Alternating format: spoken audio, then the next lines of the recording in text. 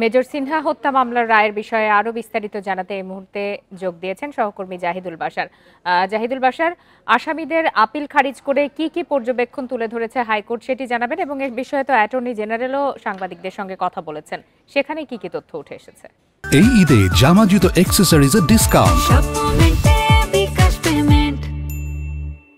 এই রায়ে মূলত প্রথম বিষয়টি হচ্ছে যে ওসি প্রদীপ এবং পাহাড়ছড়া পুলিশ কেন্দ্রের সাবেক পরিদর্শক এবং ওসি প্রদীপেরই সহযোগী লিয়াকত, তাদের দুইজনের যে মৃত্যুদণ্ড কক্সবাজার আদালত থেকে দেওয়া হয়েছিল, সেই মৃত্যুদণ্ডের অনুমোদন কিন্তু অ্যাপিলেট হাইকোর্ট থেকে দেওয়া হলো, অর্থাৎ এটি ডেথ রেফারেন্সের শুনানির পরে। আর আসামিদের যে আপিল সেটি কিন্তু খারিজ হয়ে গেল, কারণ আসামিরা সবাই আপিল করেছিলেন। একটি বিষয় অ্যাটর্নি জেনারেল তিনি বক্তব্য দিয়েছেন, আমরা খানিকটা শুনছিলাম। অ্যাটর্নি জেনারেল কিন্তু উনি অনেকটা আজকে আবেগাপ্লুত হয়ে গিয়েছিলেন, কারণ মেজর সিনহাকে সেই সময় যেভাবে হত্যা করা হয়েছিল সেই বর্ণনা এবং সরাসরি আইন শৃঙ্খলা বাহিনীর একেবারে সরকারি গুলি ব্যবহার করে যেভাবে সাবেক একজন সেনা কর্মকর্তাকে সরাসরি গুলি করে হত্যা করা হয়েছিল, আপনি জানেন লোপা, সেই সময় সারা দেশ ফুঁসে উঠেছিল। এবং মেজর সিনহা যখন তার গাড়ি থেকে নামছিলেন এই শামলাপুর চেকপোস্টে রাতের বেলা, সেই সময় কিন্তু তিনি দুহাত উঁচু করে নামছিলেন, অর্থাৎ দুহাত উঁচু করা বলতে তিনি সারেন্ডার করেছিলেন। তারপরও তাকে গুলি করে হত্যা করা হয়। পরবর্তীতে যখন পুলিশ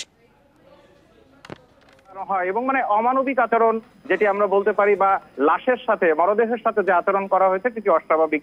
অ্যাটর্নি জেনারেল তার এই যে ব্রিফিং এ সেই বিষয়গুলো তুলে ধরেছেন। পাশে বসা ছিলেন এই মামলার বাদী, অর্থাৎ অবসরপ্রাপ্ত মেজর নিহত সিনহার বড় বোন শারমিন শাহরিয়া ফেরদৌস, তিনিও ছিলেন সেখানে।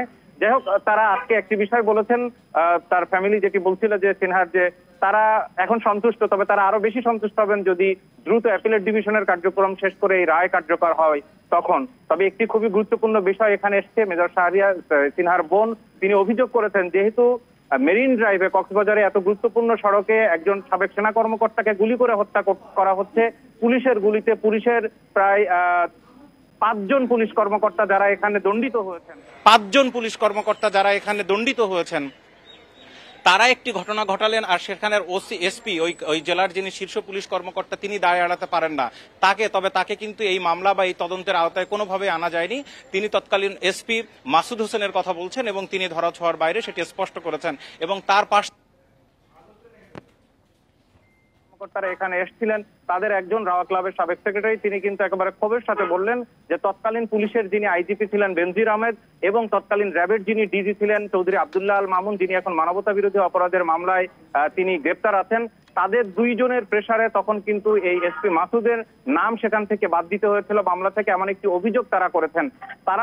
তারা এখন চেয়েছেন যে যেভাবে হোক এই মামলায় নতুন করে বা অন্য কোনো প্রক্রিয়ায় তাকে বা সেই সময়ের যারা পুলিশ কর্মকর্তা ছিলেন সেখানে দায়িত্বে, তাদেরকে আইনের আওতায় বা বিচারের আওতায় আনা যায় কিনা, এই প্রশ্নটি আমরা অ্যাটর্নি জেনারেলকে করেছিলাম। তিনি বলেছেন যে এখন এই মামলায় যেহেতু তারা আসামি নাই, নতুন করে এই মামলায় আপাতত তাদেরকে বিচারিক প্রক্রিয়ার মধ্যে আনা যাবে না। তবে এই মামলায় যে এসপি কে জড়িত করা যায়নি বা তাকে বিচারের আওতায় বা তদন্তের আওতায় আনা যায়নি, এই বিষয়ে তারা আজকে ক্ষোভ প্রকাশ করেছেন। একই সাথে এই মামলার যিনি আইনজীবী, তিনিও আরেকজন অবসরপ্রাপ্ত সেনা কর্মকর্তা মেজর ব্যারিস্টার সরোয়ার হোসাইন, তিনি ব্রিফিং এ অভিযোগ করেছেন শুধু এসপি নয়, তৎকালীন চট্টগ্রাম রেঞ্জের যিনি ডিআইজি ছিলেন তিনিও এই দায় এড়াতে পারেন না। সুতরাং তাদের দুইজন শীর্ষ কর্মকর্তা হিসেবে তদন্ত বা বিচারের আওতায় আসা উচিত ছিল। জি, জাহিদুল বাশার, আপনাকে অনেক ধন্যবাদ।